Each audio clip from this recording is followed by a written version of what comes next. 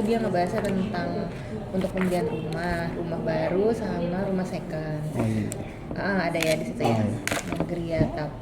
Terus kalau misalkan untuk kepemilikan kendaraan itu kita ada BSI Auto. Jadi itu untuk kepemilikan mobil baru, mobil bekas sama motor baru. Kita bisa pakai BSI Auto.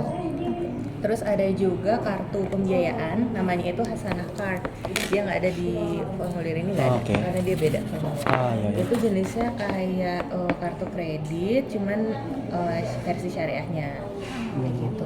Terus ada juga untuk investasi. Kita investasi itu ada cicil emas, tabungan emas. Ya, kalau untuk tabungan emas itu hanya bisa dibuka dari Beyond atau dari BSI Mobile. Kalau untuk cicil emas, dia juga untuk cicil emas ya tadi bisa dibuka di BSI Mobile sama di Beyond juga. Atau kalau misalkan memang mau kepingan-kepingan tertentu itu nanti bisa datang ke sini untuk ajukan cicil emasnya. Terus kemudian kita juga ada gadai emas. Selain cicil kita juga ada gadai, misalkan ada nasabah dia punya logam mulia atau punya perhiasan minimal karatnya itu 16 karat, itu bisa digadai di sini. Gitu. Tapi kalau untuk berlian kita masih belum terima. Gitu. Terus kalau untuk jenis produk kita ada di tabungan sama deposito. Kalau deposito kita ada deposito IDR rupiah sama deposito US dollar. Falas bentuknya.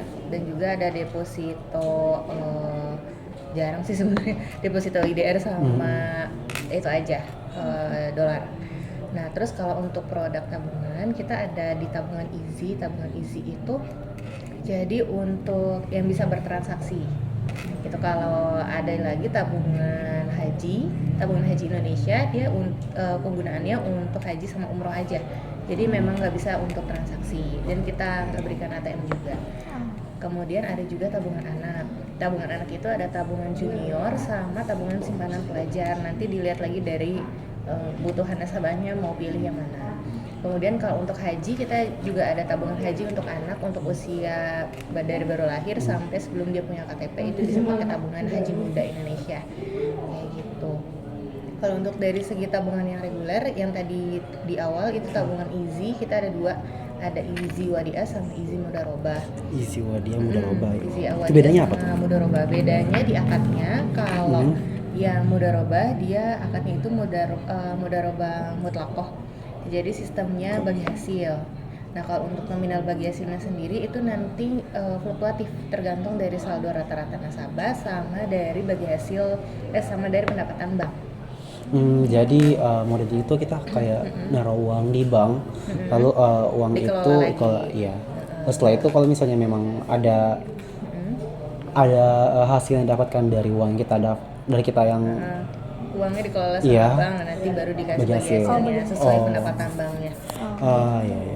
Ada biaya administrasinya. Kalau yang tabungan Easy Mudharabah itu 10.000 per bulan. Kemudian ada lagi yang Easy Wadiah. Kalau itu akadnya Wadiah ya Damana, itu dananya flat. Jadi nggak dapat bagi hasil, nggak ada admin. Jadi memang hanya untuk dana titipan aja. Bedanya sih itu dari segi akad. Sama di tabungan haji juga ada dua akadnya. Ada Mudharabah juga, ada yang Haji Wadiah juga.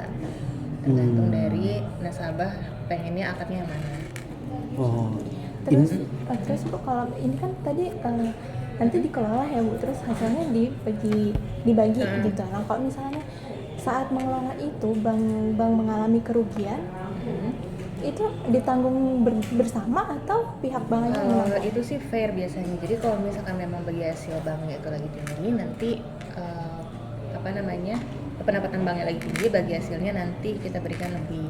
Cuman kalau memang pendapatan banknya lagi turun, nanti bagi hasilnya tetap harus menyesuaikan pendapatan bank. Namun kalau misalnya merugi, apakah saldo nasabah yang dikurangi atau bagaimana? Enggak, saldo nasabah itu nggak akan dikurangi. Nggak akan dikurangi. Jadi memang paling dari persenan bagi hasilnya aja. Nasabah tetap dapat bagi hasil. Pembagian bagi hasil ini berarti agak mirip kayak bunga di bank ya berarti ya? Beda. Kalau bunga di bank itu kan dia flat. Jadi walaupun banknya itu untung atau rugi, bagi hasil bunganya tetap sekian gitu ya. Kalau di syariah enggak, jadi nanti bagi hasilnya tetap menyesuaikan. Jadi enggak flat setiap bulan. Oke. Itu kan berarti ada dari persepsi bank kalau misalnya bank syariah yang ini ada untung maka konsumennya akan diberikan sekian dari keuntungan si banknya ini. Lalu kalau misalnya rugi nggak akan dikurangi kan? Nah, kita sebagai konsumen bagaimana cara tahu memang kalau ternyata tuh performa dari bank ini sedang untung atau sedang rugi? Apakah itu akan ada laporan keuangan yang di-share ke konsumen? Ada di share di sosmed. Oh, Di di sosmed sosmed. BSI nanti biasanya di sekitar awal tahun itu nanti di share kinerja kayak kemarin di awal tahun ada kinerja tahun 2023, nanti di awal tahun 2025 nanti ada kinerja BSI tahun 2024, nanti bisa diakses kok di web BSI nya juga bisa. Oh, Jadi webnya memang apa, kita Bu? Bank Syariah Indonesia.co.id, nanti Bank bisa diakses di situ. Situ nanti lengkap ada pendanaan, pembiayaan, semuanya ada di situ. Biasanya diupload juga sih di akun Instagram. BSI pencapaian per tahun berapa, jadi kita tetap harus kasih tahu kan. Benar-benar. Oke. Berarti secara transparansi juga cukup transparan ya antara bank syariah dengan nasabahnya sendiri ya. Oke.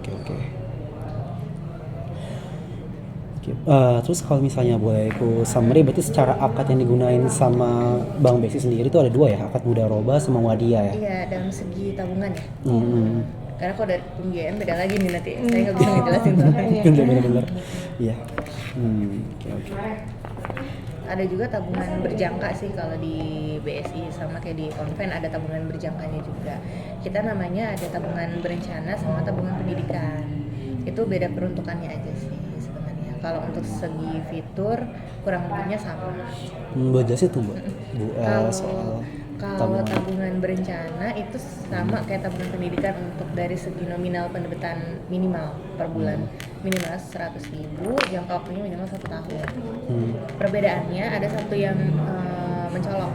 Kalau misalkan tabungan berencana itu kan sama tabungan pendidikan itu kan berjangka ya, otomatis ada jangka waktu tertentu gitu sesuai kontrak.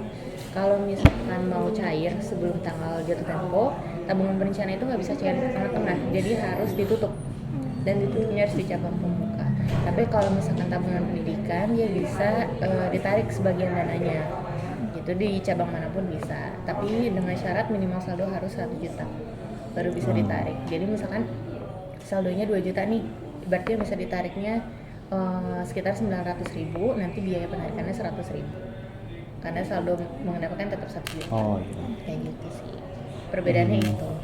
Oh, berarti walaupun kita ngambil dari sebelum jatuh tempo, kita tetap kan ada nih ya kayak deposito atau tabungan berencana yang kalau misalnya kita ngambil uangnya di tengah-tengah maka akan batal ya, nggak dapat bagi hasil atau Bagi hasil bunganya. tetap masuk per bulan. Cuman kalau misalkan perbedaannya itu tadi, kalau misalkan memang mau tarik di tengah-tengah yang tabungan pendidikan bisa, kalau tabungan berencana nggak bisa. Jadi harus langsung tutup. Ini kalau aku lihat ada auto debit ya, metodenya auto debit. Iya, itu auto debit minimalnya 100.000 dari rekening induk. Oke. Rekening induknya itu dari tabungan easy. Easy-nya yang easy ini ya. Iya, jadi kalau mau buka tabungan berjangka harus ada tabungan easy-nya dulu. Untuk tabungan berencana ini auto debitnya si konsumen bisa memilih nggak sih dia itu ingin pakai auto debit atau dia ingin membayar secara bulanan secara manual aja, karena Nggak kan bisa manual. Semuanya gitu. otomatis dari rekening. Auto debit dari Oke. rekening. Jadi kalau misalkan mau diisi itu sebelum tanggal penerbitan diisi ke tabungan isinya, nanti baru by system. Kalau misalnya konsumennya nggak punya saldo di rekeningnya itu prosesnya nanti kalau misalkan 2 bulan berturut-turut nggak ada saldo di rekening induk, nanti tabungannya otomatis tutup, terus dana yang ada di tabungan berjangkanya balik lagi ke tabungan induk. dengan biaya bagi hasil yang udah didapatkan Iya, atau dengan saldo yang ada sebelumnya. Oke. Sistem bagi hasil ini berarti per bulan ya, per hari hitungannya? Per bulan sama Per kayak bulan. tabungan isi. Oke. Masih kayak tabungan isi. Gimana sih, Kak? Apa? Udah. Sebenarnya aku ada lagi mau nanya sih soal mungkin ibu tahu mungkin secara fitur yang dijelaskan tadi ibu kan menurut saya cukup menarik ya, karena kan ada pembagian bagi hasil, konsumennya mungkin bisa mendapatkan lebih yang didapatkan dibandingkan bank konvensional. Lalu juga di sini konsumen cukup mudah untuk mengajukan pembukaan tabungan menggunakan akad yang mereka mau pakai mudharabah atau wahdia. Nah, secara mitigasi resikonya sendiri itu gimana sih yang dilakuin Bank BSI untuk ngelola dana nasabah ini yang udah mereka kumpulkan gitu? Mestinya. Misalnya kan dalam penerimaan uang ini kan pasti ada risikonya kan Bu ya. Iya. Nah itu gimana sih Bank BSI untuk mitigasi risiko-risiko itu Bu? Dari resiko misalkan dari pencucian uang atau Betul, lain-lain iya. gitu ya. Kalau misalkan di kita itu kalau misalkan setorannya dalam jumlah besar atau di atas 500 juta ke atas itu nanti kita harus isi formulir dulu. Isi formulir yang memang itu tuh menyatakan bahwa dananya bukan dari pencucian uang. Cuman kalau itu sih jelasnya ke Taylor sih. Kalau soal itu ya, kalau dari segi pembukaan rekening, karena kan sekarang semuanya udah online. Kemudian kalau misalkan memang nasabah itu baru buka rekening online, itu kan langsung kebentuk nomor rekening. Kalau datang ke CS hanya untuk pengambilan ATM sama buku. Nah itu paling kita hanya verifikasi datanya aja, sama isi beberapa formulir aja. Oke. Dari saya mungkin udah cukup tanyaannya gitu Iya, dari saya. Ada yang Oke. masih bingung nggak? Enggak sih. Enggak sih. Dari saya udah cukup sih. Udah cukup. Ya. Terima kasih ya. Ibu siapa tadi? Oh ya, terima kasih Bu. Jasmine. Lancar ya. Terima kasih. Boleh Ini? foto bersama? Gimana fotonya? Di sini aja Bu ya. Selfie atau Foto badan? Ini yang siapa? Selfie aja. Ganggu. Iya, ini foto selfie aja? Selfie aja.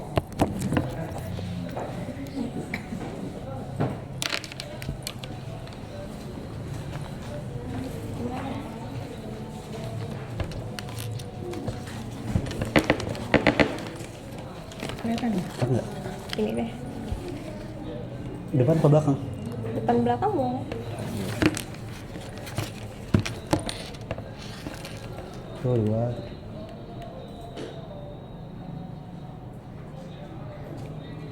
Ya, terima kasih ya Bu.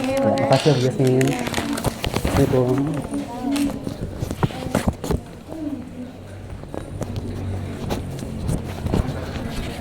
Terima kasih ya Pak.